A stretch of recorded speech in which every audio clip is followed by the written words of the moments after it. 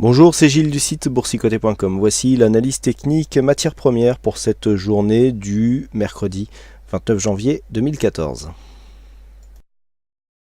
Et nous commençons cette analyse technique par l'or avec un mouvement qui est assez intéressant du point de vue de l'analyse et donc du biais moyen-long terme.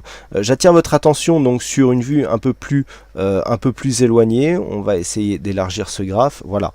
Nous avons donc ici ce biais baissier avec cette résistance donc que je vous ai montré à maintes reprises, donc qui est une résistance baissière moyen-long terme. Donc on avait ici cette dynamique baissière que l'on a cassée et qui a permis un rebond. Je vous avais dit que sur un rebond ici, sur une cassure de cette tendance, il faudrait guetter un test de cette résistance baissière. Bon, c'est vraiment ce qui est en train de se passer, mais autant sur le premier contact, je dis souvent premier contact, c'est rare que ça casse tout de suite, malgré une cassure ici qu'on avait assimilée comme étant dans l'épaisseur du trait, on était revenu ici, mais là la configuration est tout autre. Regardez bien, on a ici donc cette phase de hausse, neutralisation ici, on vient tester, on ouvre, donc ça c'est la clôture hebdomadaire ici sur cette bougie, ensuite on ouvre, puis on réintègre. Alors je vous avais aussi indiqué que dans une configuration ici surachetée, autant que du stochastique RSI et du MACD qui avait une bonne amplitude, il était peu probable de casser cette résistance moyen-long terme. Par contre, regardez bien ce qui se passe.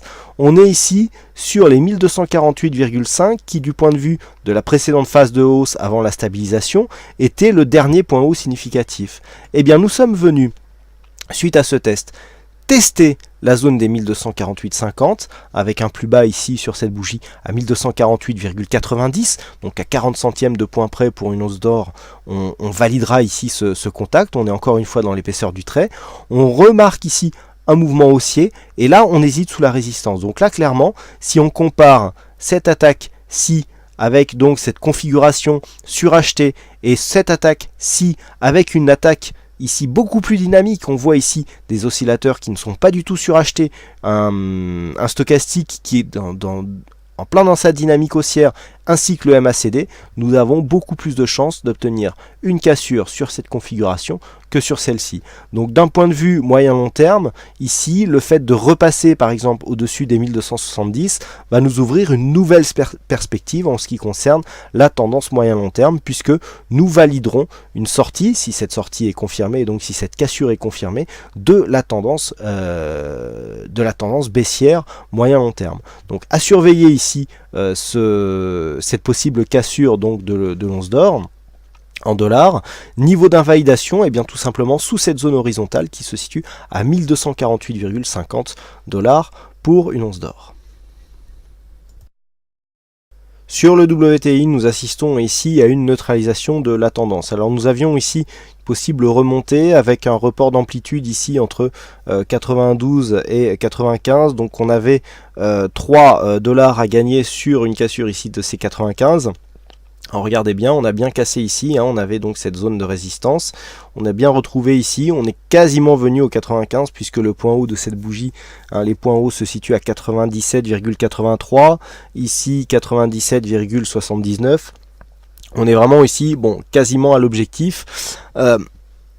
On vient ici donc quasiment valider l'objectif et puis on perd la dynamique, puisque sur cette phase ici on voit bien des cours qui oscillent entre bande de Bollinger supérieure, moyenne mobile 20 exponentielle, donc caractéristique d'une tendance haussière, et puis sur cette phase ici on perd la dynamique, avec la cassure de cette moyenne mobile, contact ici sur la bande de Bollinger inférieure. Alors on peut craindre un retournement, mais tout de suite on recasse à la hausse ici la moyenne mobile 20 exponentielle, donc c'est une neutralisation de tendance qui est confirmée par l'inscription de ce point haut très proche du précédent à 97,65. Donc nous sommes dans une phase de stabilisation qui occupe un range horizontal entre 95 et 98 $ le baril.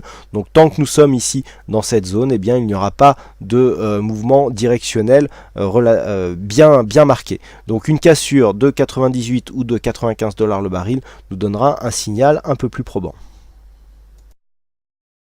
Et enfin donc le Brent avec là aussi une neutralisation de la dynamique, puisqu'après avoir eu ici une phase fortement baissière, avec une phase de continuité ici, hein, on avait une première dynamique là, deuxième phase de baisse ici, on vient inscrire donc le point bas significatif, et puis tout de suite on commence à osciller autour de la moyenne mobile 20 exponentielle. Donc dans un premier temps on pouvait penser à un retournement, mais sur la rupture ici de la dynamique sur cette phase, nous voyons bien ici la neutralisation. Alors le range qui a été mis en évidence sur le WTI entre 95 et 98 $ le baril est approximativement équivalent avec celui que nous avons là entre 106,50 et 108,50. alors on a ici une résistance à 108 $ le baril. Là on est venu tester, donc entre 106,50 et 108,50 nous avons ici une zone d'évolution possible qui peut donc nous donner un fond de mouvement avec donc une évolution neutre. Une cassure donc de l'une ou de l'autre de ces zones nous donnerait un biais directionnel plus marqué, mais en attendant la tendance ici est totalement neutre, en tout cas tant que nous nous trouvons à l'intérieur de cette zone. Voilà donc ce que nous pouvons dire sur cette analyse technique matière première. Il ne me reste plus qu'à vous souhaiter à toutes et à tous une bonne soirée, bonne chance dans vos prochains trades, et on se retrouve donc dès demain pour d'autres analyses techniques en vidéo. Bonsoir à tous.